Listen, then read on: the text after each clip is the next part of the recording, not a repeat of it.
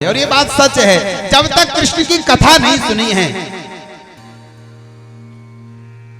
जब तक बांके बिहारी का दर्शन नहीं किया है, जब तक सत्संग नहीं किया है, तब तक परमात्मा भी हृदय में आते नहीं है।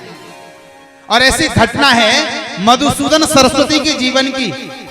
काशी में रहते थे, ब्रह्म ज्ञानी थे, निर्गुण समाधि में रहते थे। एक दिन मधुसूदन सरस्वती की मित्रता हो गई वृंदावन में रहने वाले संत के साथ। एक दिन वृंदावन के संत काशी में दर्शन करने के लिए गए विश्वनाथ भगवान का। वहां मधुसूदन सरस्वती से मिले और उनसे कहा कि महाराज आप हमारे कहने पर एक बार वृंदावन चलो, सिर्फ एक बार।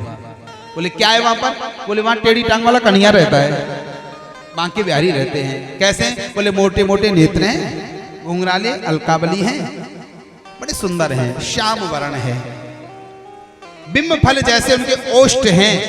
आप एक बार चलो दर्शन कर लो। वो हमारे ठाकुर है, हमारे कन्हैया हैं, हमारे स्वामी हैं, चलिए आप एक बार। मधुसूदन सरस्वती ने कहा था कि हम तो निर्गुण समाधि में रहते हैं, ज्योतिष परमात्मा का ध्यान करते हैं, हमें मूर्ति से कोई मतलब नहीं है, हम नहीं जाएंगे। वृंदावन के संत ने कहा हम ये थोड़ी कह रहे कि आप समाधि को छोड़ दो, बस एक बार दर्शन करने के लिए चलो। जबरदस्ती आग्रह किया है तो मधुसूदन सरस्वती ने कहा हम वृंदावन चलेंगे, मंदिर के अंदर नहीं जाएंगे, हमारी पद्धति ऐसी नहीं है। वृंदावन के संत को लगा कि चलो एक बार ले चलो वृंदावन, और ब्रजरज से जैसे इनका स्पर्श होगा तो हो सकता भाव बदल जाए, भूमि का प्रभाव चढ़ जाए। और मधुसूदन सरस्वती को अपने साथ लेकर के आए संत वृंदावन में। सायंकाल का समय, गर्मी का समय था और फूल बंगला बना हुआ था बिहारी जी का।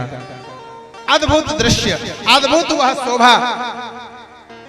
मधुसूदन सरस्वती को लेकर के संत आए बिहारी जी के मंदिर के द्वार पर, लेकिन अंदर प्रवेश नहीं किया। मधुसूदन सरस्वती ने मंदिर के अंदर प्रवेश नहीं करते हैं। तो वृंदावन के संत ने कहा कि महाराज एक बार चलो, सिर्फ एक बार। बोले हम अंदर नहीं जाएंगे, हम मूर्ति का उपासक नहीं हैं, हम नहीं जा सकते। तब संत ने कहा कोई बात नहीं, तुम दर्शन भले मत करना, देख तो लेना। प्रेम से बोलो राधे राधे। अब जरा कल्पना करना, देखना और दर्शन में बहुत अंतर है। प्राय सभी लोग जो बिहारी जी का दर्शन करने के लिए जाते हैं वो केवल देखते हैं, दर्शन नहीं कर पाते। क्या देखते हैं? बोले शोभा देखेंगे, फूल बंगला देखेंगे, सजावट देखेंगे, लेकिन भगवान को देखा नहीं जाता है, भगवान का दर्शन किया जाता है। दर्शन करने की पद्धति है। दर्शन करने की पद्धति क्या है? बोले पद्धति यह है कि जब भी हम विग्रह का दर्शन करें तो सबसे पहले चरणों का दर्शन किया जाता है, चरणों का दर्शन किया जाता है। एक बार जोर से बोलो राधे राधे। अच्छा सच मानिए, हमने कई लोगों को देखा है कि बिहारी जी के मंदिर में जाएंगे, दर्शन नहीं करते, देखते हैं। तो दर्शन करके लौटे, देख करके लौटे, पूछना कि बिहारी जी ने आज किस रंग की पोशाक पहन रखी थी। तो बहुत कम लोगों को पता होता है, क्योंकि अधिकतर लोग देखते हैं। प्रेम से बोलो राधे राधे। अच्छा ये देखना बड़ा अद्भुत है, बड़ा अद्भुत है। अनुभव करके देखना, हम हर बात में देखना शब्द जोड़ते हैं। क्यों? जैसे कोई सुंदर सी वस्तु हो तो कहते हैं स्पर्श करके देखो, कोई सुंदर खाने की वस्तु हो तो कहते हैं कि चख करके देखो।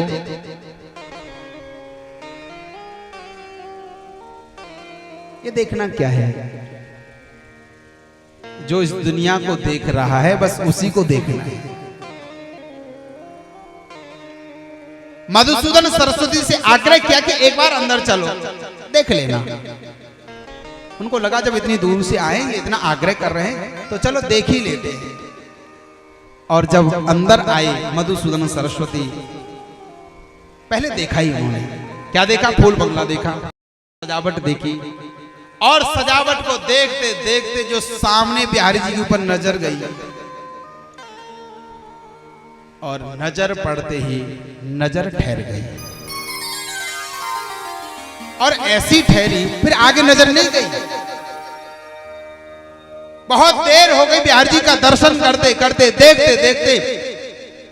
वृंदावन के संत ने कहा मधुसूदन सरस्वती अब बहुत देर हो गई, चले। देख लिया? बोले अभी नहीं देखा, अभी तो देखना शुरू किया है, चलो थोड़ी देर और देख लो।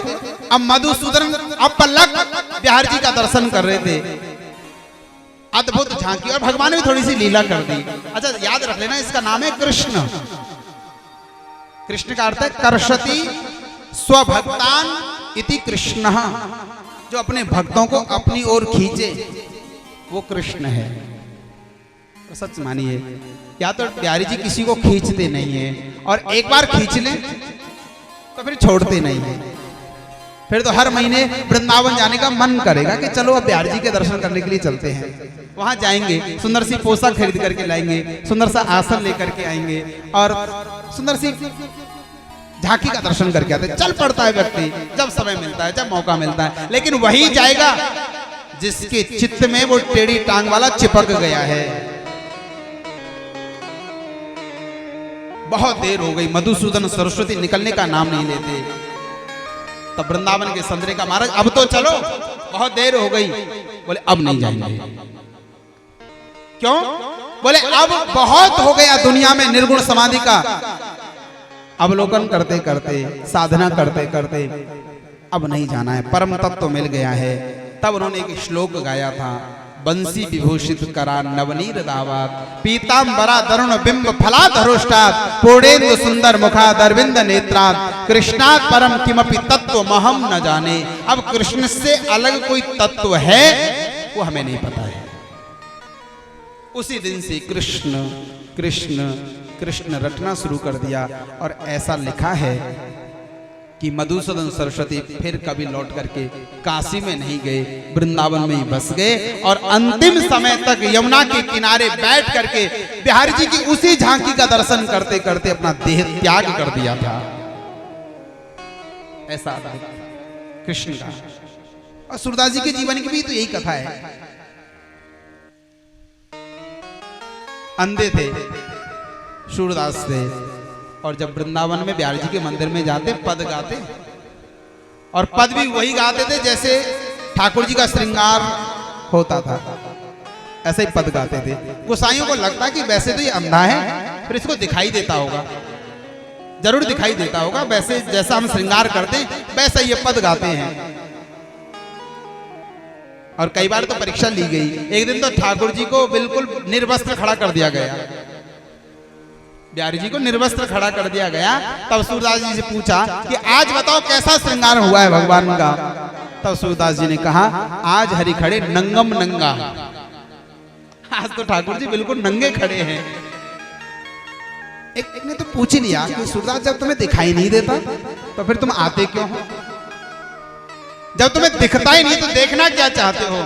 सूरदास जी ने बड़ा अद्भुत उत्तर दिया था, भैया हम सूरदास हैं, हमें भले दिखाई नहीं देता है, इस भीड़ में हम इसलिए आते हैं, हम भले बिहार जी को न देख सके क्योंकि हमारे नेत्र नहीं हैं, लेकिन जो सामने ठाकुर बैठा है तो उसके तो मोटे मोटे नेत्र हैं, और इस भीड़ में एक बार उसकी नजर हमारे ऊपर पड़ जाए तो मेरा जीवन धन्य हो जाए।